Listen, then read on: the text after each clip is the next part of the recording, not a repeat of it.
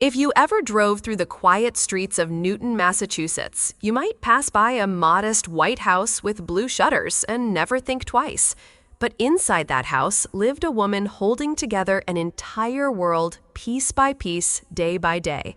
Her name was Catherine Harris, 34 years old, single. Her life no longer revolved around deadlines or spreadsheets. It revolved around small hands that tugged on her sweater and a tiny voice that called her mommy with a joy that melted every doubt she ever had. Catherine hadn't always been this version of herself. Once, she wore tailored suits, sat in meetings, calculated taxes, and signed off on budgets. Her days used to be marked by numbers. Now they were marked by giggles, spilled juice, crayon doodles, and bedtime songs. The world saw her as a stay-at-home mom, unremarkable, maybe even invisible.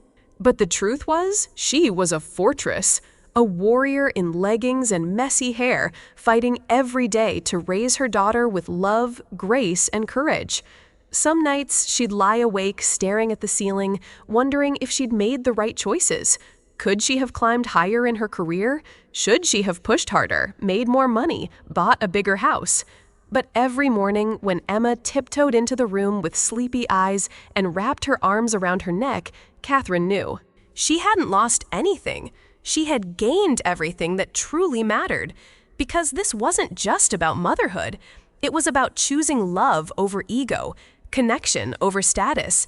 It was about building a home where one little girl could feel completely safe, wanted, and deeply loved. And that, Catherine believed, was worth more than any title on a door or name on a paycheck. Every day in Catherine's world began the same way, with sunlight filtering through white curtains, the smell of toast in the air, and little Emma's voice humming softly as she colored at the kitchen table. Life was simple, not always easy, but simple, and in that simplicity, Catherine had found peace. Most afternoons were spent walking hand in hand with Emma through their quiet neighborhood, or sitting on the porch sipping lukewarm tea while Emma chased butterflies. Sometimes the two of them would lie on a blanket in the yard, staring up at the clouds, inventing stories about the shapes they saw. But there was one name that still lingered in every corner of that small home: Eleanor. Catherine's grandmother Emma's great-grandmother had passed just 3 months earlier. But her presence still lived in every picture frame, in the old lace tablecloth, and in the perfume that lingered faintly on the sleeves of an old sweater hanging by the door. Eleanor had been more than a grandmother to Catherine. She was a refuge, a second mother, a compass during storms. When Catherine became a single mom, it was Eleanor who visited every week, who brought homemade stew, helped with laundry, told stories from her youth, and reminded Catherine that raising a child with love was the most powerful act of all. "You're doing beautifully, darling," she would always say, brushing the hair behind Catherine's ear. "You're exactly the kind of mother I dreamed you'd become." And Emma, oh, how Eleanor loved that child. "She has something special," Eleanor used to whisper with a smile, holding Emma's tiny hand between her frail fingers. "You may not see it yet, but she's got it. The sight, the knowing." Back then, Catherine had laughed it off. But now, she wasn't so sure. Since Eleanor's death, the house had felt quieter. Not empty, just still. But not cold, never cold. Because in every quiet moment, in every soft wind through the curtains or warm beam of sun on the floor, Catherine felt it, the love of a woman who never truly left. The days after Eleanor's passing were quiet, almost too quiet. At first, Catherine welcomed the calm. The funeral had been small, just family, white lilies, and the soft kind of silence that lingers after a life well lived. She told herself the quiet was natural, healing, peaceful. But then the phone started ringing. It began with her mother, Margaret, calling once every few days. Then it became every day. "Just checking on you," she'd say, and on Emma, of course. Then her father, William, started calling too. Sometimes to chat, sometimes just to say hello. "How's your energy? You getting enough rest? Need anything from the store?" Then came Linda, Catherine's older sister. Linda, who used to be too busy to even text back, was suddenly calling at 9 p.m., asking about Emma's school, Catherine's health, even what groceries she'd bought that week. On the surface, it seemed like a family trying to reconnect after grief. But Catherine couldn't shake the feeling something was off. Their tone wasn't quite warm. Not exactly cold either, but strangely calculated, like they were following a script or tracking something.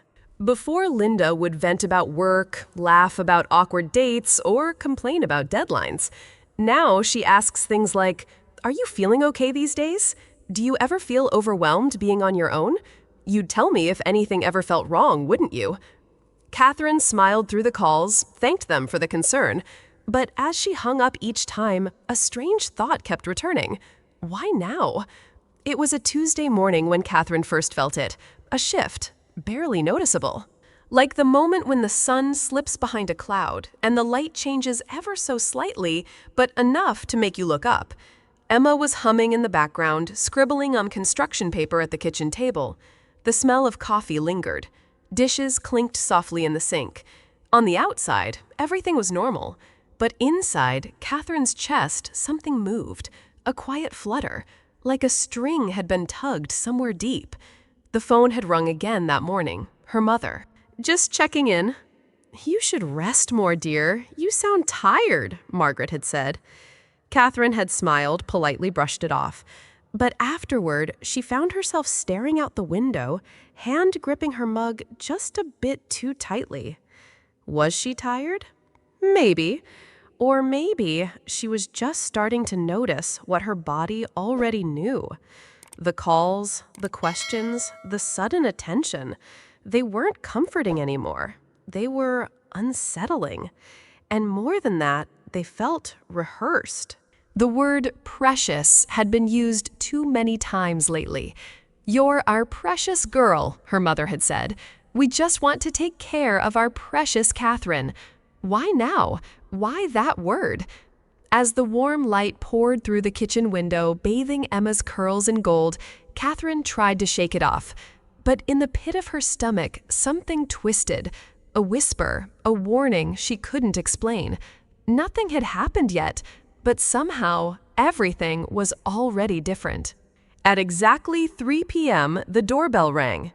Catherine wiped her hands on a kitchen towel and walked slowly to the door, her heart beating a little faster than usual, not from excitement, but something else, something she couldn't name. She opened the door to smiling faces. Her mother, Margaret, holding a bouquet of pink lilies, her father, William, with a gift bag slung over one arm, and last, Linda, elegant as always, wearing a pale blue dress, lips red like wine. "Happy birthday, Catherine!" her mother exclaimed, leaning in for a quick hug. Emma squealed from the living room and ran toward the door. "Grandma, Grandpa, Aunt Linda!" She wrapped her arms around her grandfather's legs and giggled. The family entered the house like a warm breeze, their voices and laughter filling the air. For a moment, Catherine almost believed it was real. Almost. They moved to the living room. Her father carefully placed a white cake box on the table. Linda smiled with pride. "I had it made special from Rosemont's Bakery," she said. "Your favorite strawberry shortcake, extra cream, and edible roses. Only the best for our sweet sister." Catherine forced a smile. "It's beautiful." And it was. When her father opened the box, the scent of fresh strawberries and vanilla filled the room. The cake was a work of art, fluffy white layers topped with ripe red strawberries, delicate pink roses, and gold leaf accents. "Wow," Emma whispered. "It's like a princess cake," Linda winked. "Only the best for your mommy." Catherine looked at the cake, then at her family. Something inside her shifted again. A wave of emotion she couldn't name. Joy, gratitude, or suspicion. Still, she nodded. "Thank you, everyone. This means a lot." As her father lit the candles and everyone gathered around to sing, Catherine stood quietly for a moment. The flame of the candles flickered. Her daughter's smile glowed. Her mother was laughing. Her sister was clapping. Everything looked perfect. But perfection can be the most dangerous disguise of all. The candles flickered. The song ended. Everyone clapped and cheered. But Catherine couldn't move. Her smile stayed on perfectly placed, but her chest felt tight, like something invisible was pressing down on her ribs. She looked around the room. Her mother was adjusting the bouquet on the mantel, humming softly. Her father was pouring glasses of sparkling apple cider, chuckling as Emma danced in her socks. Linda was slicing the cake, her movements graceful, practiced, almost too perfect. Catherine watched the knife glide through the frosting, slow, smooth, silent. Something inside her clenched. Why am I uneasy? Why now? Everything looked lovely, but nothing felt safe. The laughter sounded just a little too loud, the compliments a bit too rehearsed. Even the way her father handed her a plate felt oddly ceremonial. She took it with both hands, staring at the slice. White cream, red berry, pink rose. Beautiful. But her stomach turned. "Mommy, make a wish," Emma chirped, jumping up beside her. Catherine blinked. Yes, of course. She closed her eyes and made a wish she hadn't expected. Let this just be my imagination. Please let everything be okay. But when she opened her eyes, the tightness in her chest was still there. And in Linda's eyes, just for a second, Catherine thought she saw something strange. Not love, not joy, but something cold, something hidden. She shook her head and forced herself to smile again. "You're overthinking," she told herself. "It's just stress. It's just grief." But deep down, she already knew. Something was wrong. The plates were passed around.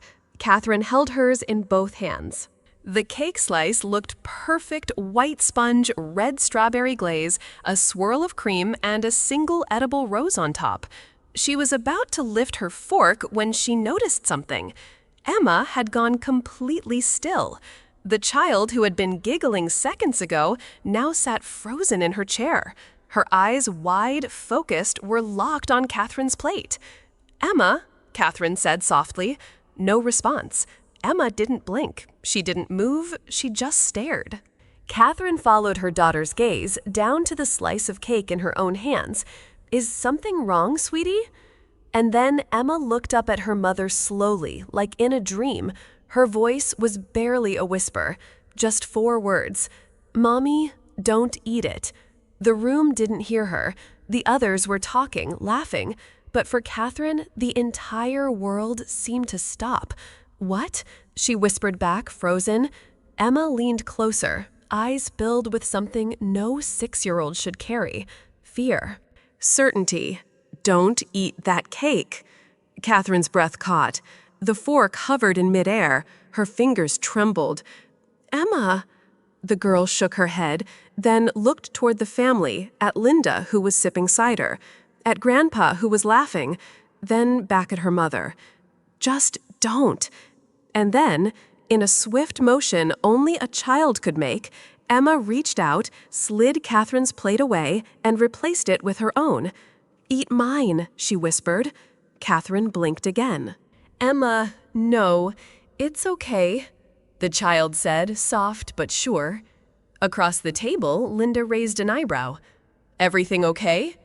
Catherine forced a smile. "Yes, just a silly little switch. Emma's being dramatic." But inside, her heart was pounding louder than ever. Time slowed.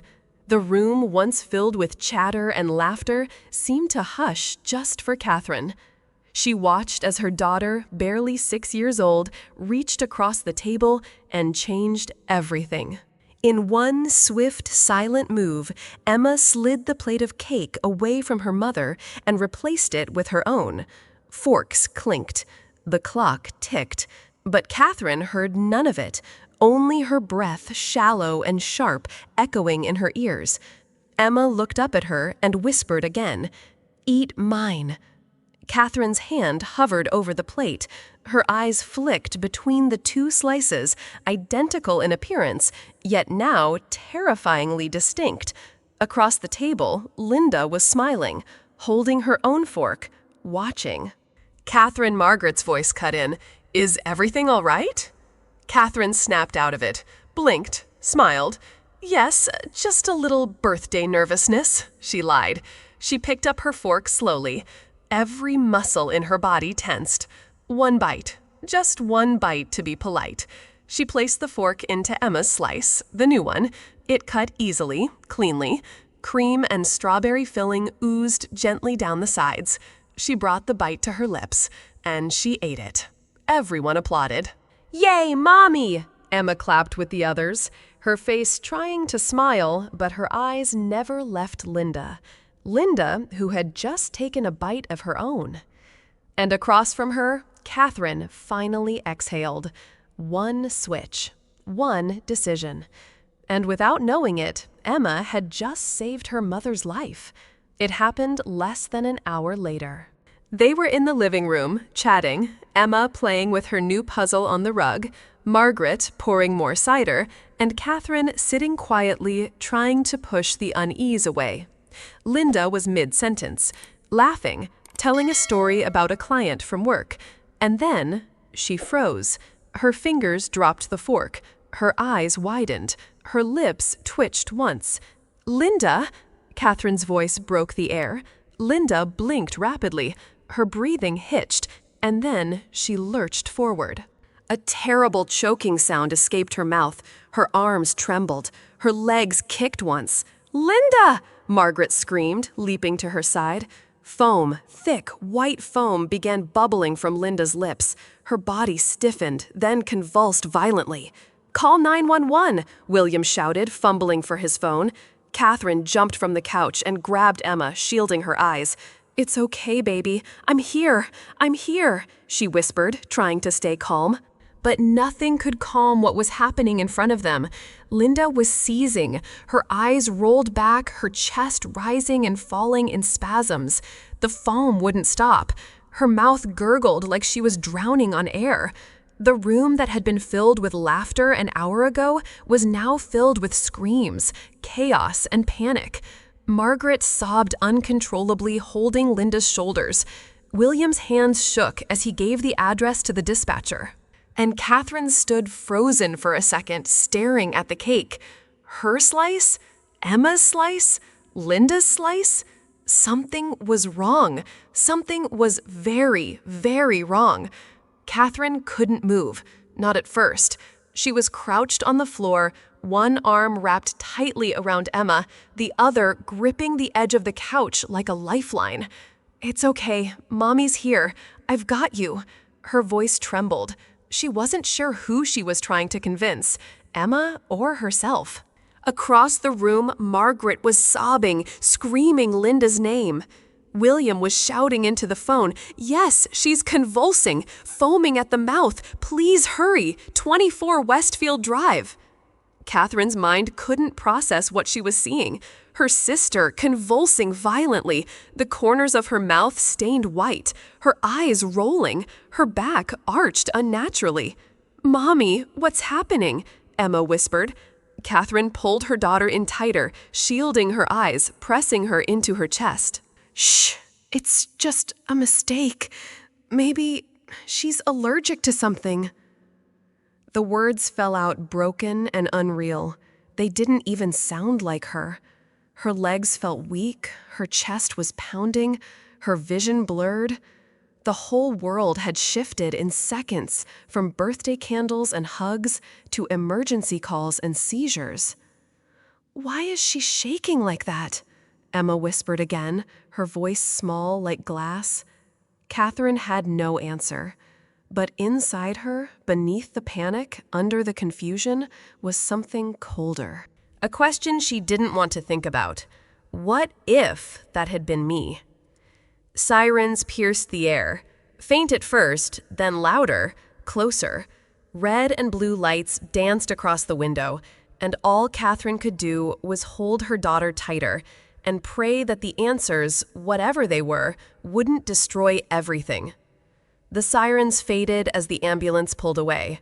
Linda had been carried out on a stretcher, her body limp, her skin pale. Margaret and William had rushed into the vehicle with her. The front door now hung half open, and the house once filled with noise was quiet again. Catherine sat on the couch, still holding Emma on her lap. The child hadn't cried. She hadn't asked for cartoons or juice or even her puzzle. She just sat there, still, small, watchful. "Emma," Catherine said softly, brushing a curl from her daughter's face, "what you said earlier about the cake?" "Why did you say that?" Emma looked up slowly, her big eyes serious, too serious for a 6-year-old. "Because I had a dream last night," she whispered. Catherine's breath caught. "What kind of dream, baby?" Emma's voice was quiet but steady. "Great-grandma Eleanor came to me. She sat on the end of my bed. She looked the same, but her face was glowy, like light." Catherine swallowed. Her fingers trembled slightly as she held Emma's hand. "What did she say?" Emma didn't blink. "She said, 'Emma, tomorrow your mommy will be in danger. You have to protect her. You have to be brave.'" Catherine's heart stopped. "I didn't know what she meant," Emma added, "but when I saw your cake, I remembered. It looked wrong." A long silence filled the room. Catherine felt something break inside her, not from fear, but from something deeper, a connection, a realization, a truth that reached beyond logic. Her grandmother was still watching, and somehow Emma had heard her. The knock came at 10:43 p.m. Catherine was still in the same clothes, still on the couch, still holding Emma, though the child had long fallen asleep in her arms. When she opened the door, 2 police officers stood there, one older, one younger, both serious. "Mrs. Harris?" "Yes." The older officer nodded. "We have preliminary results from the hospital and our forensics team. May we come in?" Catherine stepped aside. In the kitchen, they spoke in quiet, clipped tones. But the words hit like explosions. "The cake your sister consumed tested positive for cyanide." Catherine blinked. "Cyanide?" The officer nodded again. "A highly toxic substance, fast-acting, lethal in small doses. The lab has confirmed it with high confidence. It was deliberate." The air seemed to thicken. Catherine's legs buckled slightly. She gripped the edge of the counter for support. "If your daughter hadn't switched that slice," the younger officer added, "you'd be in the hospital right now. Or worse." Catherine couldn't speak. She couldn't even think. Her mind was spinning. Cyanide in her birthday cake. Who would do that? Why? The officer's next words sent a chill down her spine. "We're treating this as a criminal investigation, an attempted homicide." Catherine stared blankly. The birthday, the cake, the phone calls, the dream, Emma. It wasn't just intuition. Someone had tried to kill her. The police didn't waste time. Less than 20 minutes after confirming the presence of cyanide, officers returned with evidence bags, gloves, and a forensics technician in a gray jacket. Catherine watched silently as they moved through her kitchen, carefully cutting away the remaining cake, placing slices into clear plastic containers, photographing the table from every angle. Her birthday. Her table. Now an official crime scene. She stood in the hallway, arms crossed tightly across her chest, watching the cake, the same one she'd nearly eaten, be sealed inside a Ziploc bag marked Evidence #001. A young officer approached with a notepad. "Mrs. Harris, I know this is overwhelming, but we need to ask you a few questions." Catherine nodded, her throat dry. "When was the cake delivered to your home?" "About 3 p.m. today. My sister and parents brought it with them." "Was it stored in your kitchen at any point unattended?" "No. They brought it straight in, presented it in front of everyone." "And who cut the cake?" "My sister Linda. She insisted on doing it herself." The officer paused, scribbled. "And who handed you your plate?" Catherine blinked, remembering every motion. "Linda," she said softly. "She cut my slice and handed it to me directly." The officer's pen stopped moving. His eyes met hers. For the first time that night, the possibility became too real to ignore. Catherine felt her knees wobble. Her own sister had tried to feed her poison? The walls were gray, not soft gray, not warm gray, just the kind that made you feel like the clock had stopped. Catherine sat on the cold metal chair, her fingers twitching in her lap. No phone, no bag, no Emma, just her, and a humming light that flickered above. She wasn't under arrest. Not yet. But no one had told her that clearly either. A female officer had escorted her to the precinct earlier that morning. Standard procedure, they'd said, just a few questions. Yet as the door closed behind her with a metal click, she didn't feel like a witness anymore. She felt alone, watched, unsteady. Catherine's breath came shallow. Her mind spiraled. Are they going to ask if I poisoned the cake? Do they think I wanted Linda hurt? How do you prove innocence when you're the one who nearly died? A few minutes later, the door opened. A detective stepped in, tall, polite, unreadable. He offered a nod and sat across from her. "Mrs. Harris," he said calmly, "we just need to establish a timeline. Walk us through everything you remember about yesterday. No detail is too small." Catherine's voice was barely above a whisper. "It was my birthday." Her hands felt numb. Her heart wouldn't slow down. Even when you're innocent, interrogation feels like a courtroom without a jury. Just questions, and your own memories, trying not to betray you. The knock on the door came late, almost midnight. Catherine had just returned home from the station. She hadn't eaten. She hadn't spoken. Emma was asleep on the couch, wrapped in a blanket, thumb in mouth, oblivious to the storm outside her small world. When Catherine opened the door, she didn't expect to see him. Her father, William Harris, older now, stooped, his hands in his coat pockets, face gray from guilt or fear. "Can I come in?" he asked softly. She stepped back, wordless. He sat at the edge of the dining table, the same table where the cake had been served, where her life had almost ended. He stared at his fingers. Then, finally, he spoke. "It wasn't meant to be like this." Silence. Catherine didn't move, didn't blink. "I didn't know Linda would go that far. I thought it would scare you. Just a scare. To convince you." "Convince me of what?" she asked, voice hollow. He exhaled long and slow, then looked up, and in his eyes was a weight Catherine had never seen before. "Your inheritance. The beach house. Eleanor left everything to you, but your mother and I," he stopped, "we thought you'd share it with Linda, with the family." "So you threatened me?" Catherine's voice cracked. "We pressured her. Not poison. I didn't know she'd—" His voice broke. And that was it. The truth. The subtle calls, the sudden visits, the false warmth. It was all part of a plan, a push, a manipulation, one that nearly ended her life. Catherine stared at the man who used to carry her on his shoulders, who used to braid her hair, who once told her bedtime stories. "Get out," she whispered. He didn't argue. He just stood up and walked out into the night. It didn't take long for Detective Ruiz to call her back to the station. "We received the documents," he said simply. "You might want to sit down for this." Catherine's palms were already sweating. The manila folder on the table looked innocent enough, but inside was a legal bombshell. Eleanor's will, signed, notarized, witnessed, the estate, the beachfront house, the antiques, the trust funds. Everything was left to Catherine. Not split, not shared. Everything. Detective Ruiz turned the paper toward her and pointed at the final clause. "To my granddaughter Catherine Harris, for her kindness, loyalty, and the love she gave me when no one else did, I leave my entire estate to be hers alone." Catherine stared at the line, her throat tightened. Suddenly, it all made sense. The awkward hugs, the fake smiles, the cake. Her own family, her flesh and blood, had tried to kill her?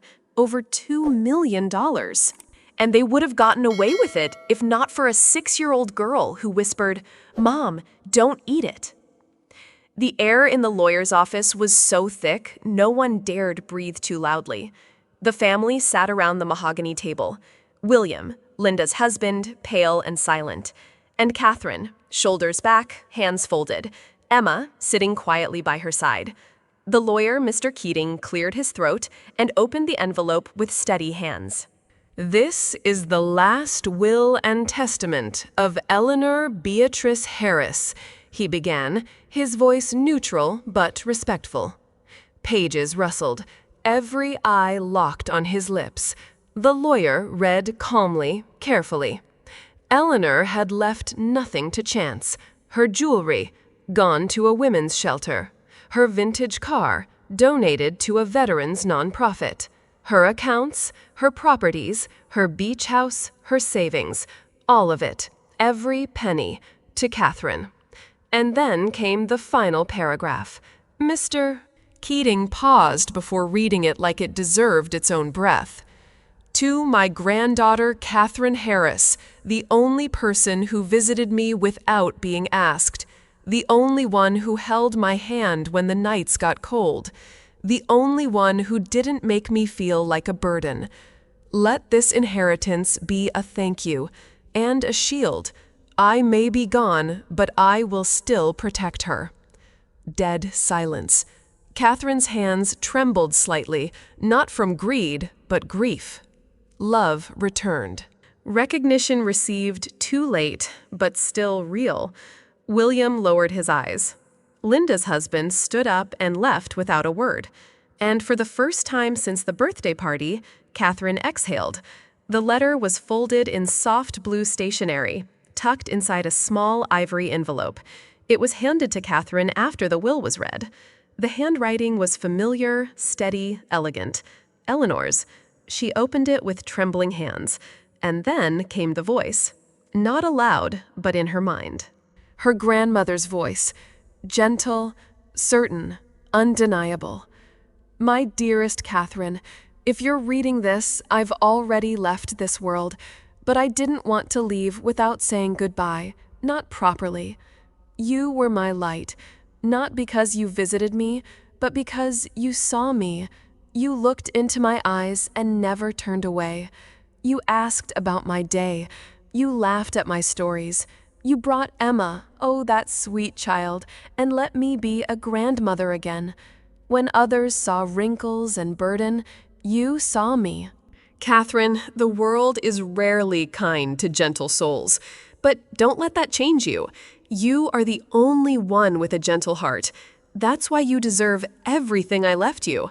Not for what you did, but for who you are. With all my love, Grandma Eleanor.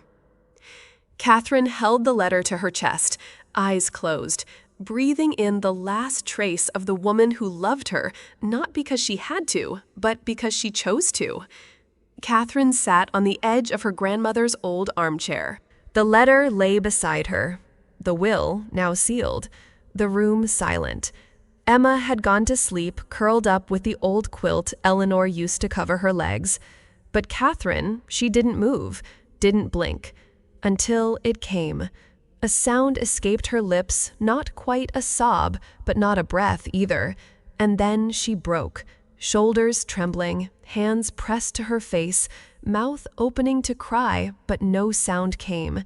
She wept, not for the house, not for the inheritance, but for the truth. For the mother figure who had loved her quietly, fiercely, and fully when no one else did. And for the family who had tried to erase her. For the birthdays missed, the fake smiles, the poison hidden in frosting. Catherine cried because she finally understood. She was never truly loved by those who should have loved her most, but she was deeply, irrevocably loved by the one who mattered, and that was enough. She clutched the letter again, whispered through tears, "I miss you, Grandma. I miss you so much." Outside, the wind stirred the wind chimes, a soft ringing, like Eleanor saying, "I'm still here." Late that afternoon, Catherine sat alone in Eleanor's favorite rocking chair, letter clutched in trembling hands.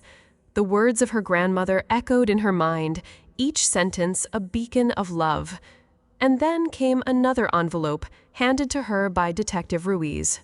Inside was the lawyer's file email chains, lawyer's notes, witness statements, proof that her family had known the contents of the will before Eleanor's funeral. They had met with the lawyer the week she died. They had signed confidentiality agreements. They had smiled and hugged while secretly planning her death. Catherine unfolded the documents. Her breath caught. Margin notes dated 2 days before Eleanor's passing.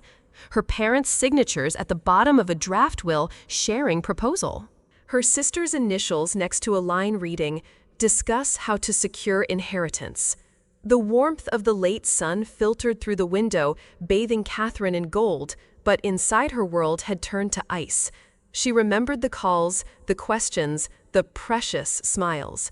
Each gesture now a calculated step toward betrayal. And she realized they never saw her as family. They saw her as a bank account, a prize to be claimed. Tears welled in her eyes, but she did not cry out. Instead, she stood folding the papers carefully, reclaiming her power. Because in that moment, Catherine understood the cruelest truth of all. Love can be faked, but justice will not be denied. The courtroom was silent as Judge Ramirez cleared his throat. In the case of the Commonwealth versus William Margaret and Linda Harris, he began.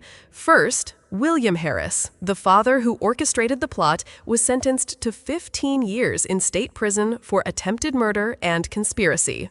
Margaret Harris, the mother who conspired alongside him, received a 12-year sentence for conspiracy to commit attempted murder. Last, Linda Harris, the sister, whose actions almost ended her sister's life, was given 10 years for her role in the attempted homicide. Gasps echoed through the gallery. Emma, clutching Catherine's hand, watched with wide, solemn eyes. Catherine felt a surge of relief mingled with sorrow. The judge's gavel came down. "May justice be served," he said.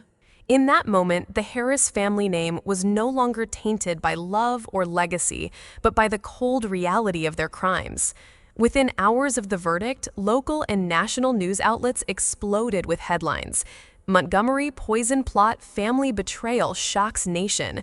From beachside bliss to prison bars, the Harris dynasty falls. Birthday cake murder attempt when trust turns deadly. Social media lit up with outrage. Hashtags trended. Hashtag justice for Catherine, family or foe, poisoned love. Morning talk shows replayed courtroom clips. Pundits condemned the Harris family's greed. Editors' boards scrawled words like treachery, animal cruelty, cold-blooded across storyboards. Neighbors who once waved hello now crossed the street to avoid their cul-de-sac. Community forums buzzed. How could they? They'll never live this down. No forgiveness for attempted murder. The Montgomery name became synonymous with one word: betrayal. Catherine watched the news from her living room, Emma clinging to her side. She felt neither joy nor triumph, only relief that truth had prevailed and sorrow for the family she once loved. In the days that followed, Emma's whispered warnings spread far beyond their home. News programs replayed the moment she stood up at the table and said, "Mommy, don't eat it."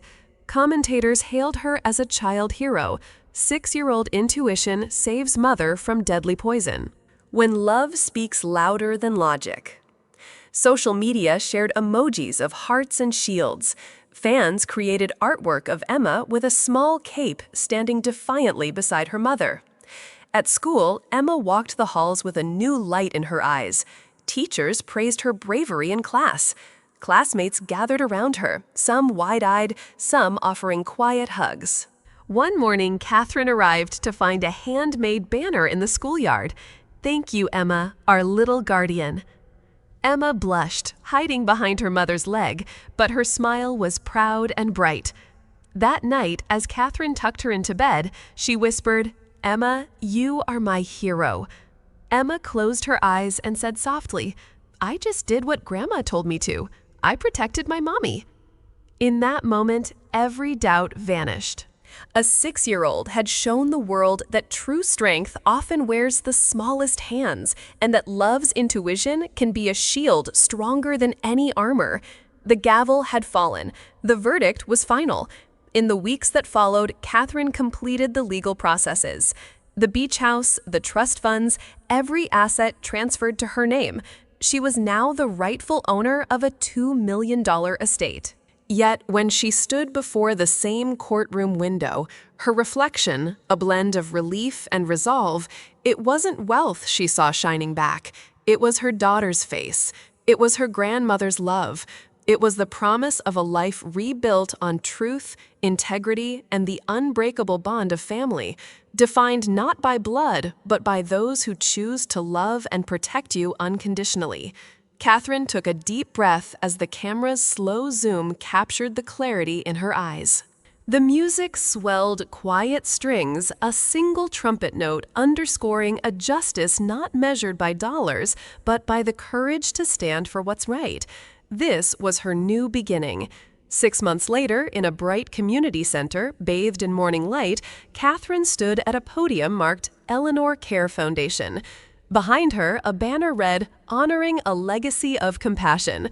Friends, volunteers, and local seniors gathered to witness the launch of the nonprofit she'd named for her grandmother. Catherine's voice was steady.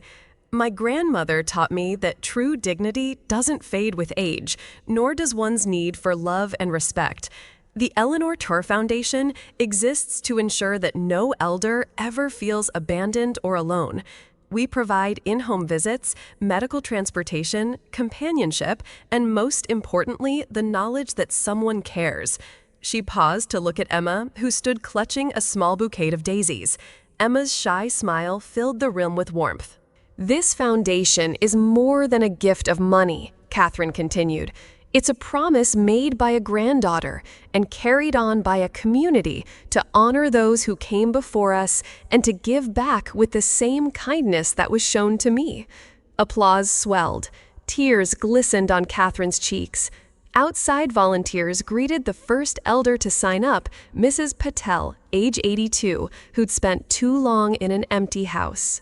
As Catherine watched her be embraced by a young volunteer, she knew that Eleanor's love had taken a new form, a living legacy of care and compassion.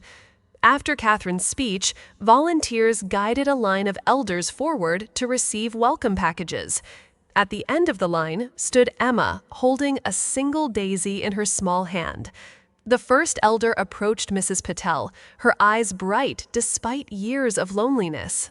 Emma stepped forward, extended the daisy with both hands, and said softly, "This is for you, so you know you are loved." Mrs. Patel's worn face broke into a radiant smile. She accepted the flower, gently touched Emma's cheek, and whispered back, "Thank you, sweetheart. You've made my day." Cameras caught the moment, a child's simple gesture bridging generations, a symbol of love's renewal. Volunteers hung back respectfully, letting the two share their moment. As Emma returned to her mother's side, Catherine watched with pride. In that tiny daisy, she saw the promise of Eleanor's compassion carried forward in innocence, kindness, and hope. And she knew this was how love endures. Later that evening, Catherine and Emma stood on the porch under a sky painted in sunset hues. The soft breeze carried distant laughter from the day's events. Catherine wrapped an arm around her daughter, pulling her close. Emma leaned in, resting her head on her mother's shoulder. Catherine spoke softly, as if sharing a cherished secret. "You know, sweet girl, family isn't just about who you're related to by blood. It's about the people who choose to stand by you, who love you, protect you, no matter what." Emma looked up, big eyes full of trust. "Like you and me?" she asked. "Yes," Catherine smiled, brushing a strand of hair from Emma's face. "Like you and me." In that moment, the weight of betrayal lifted, replaced by a new understanding. Family had been broken, but love, true love, had woven them back together. And as the last light of day dipped below the horizon, mother and daughter walked inside hand in hand, ready to write the next chapter of their chosen family story. Later that night, the world around them quieted. The only light came from the porch lantern and 1,000 stars overhead. Catherine took Emma's small hand in hers. They stepped onto the lawn, the grass cool beneath their feet. Together, they looked up at the endless sky. Emma's eyes sparkled. Catherine's heart swelled with peace. Neither spoke. Words were unnecessary.